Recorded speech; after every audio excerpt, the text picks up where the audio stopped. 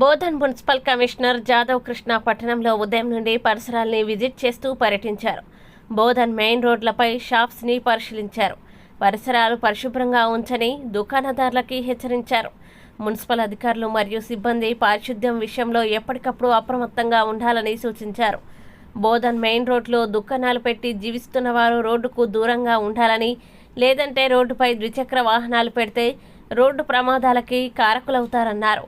Commissioner వెంట AE Srinivasarao, జవాన్ గోపి ఉన్నారు.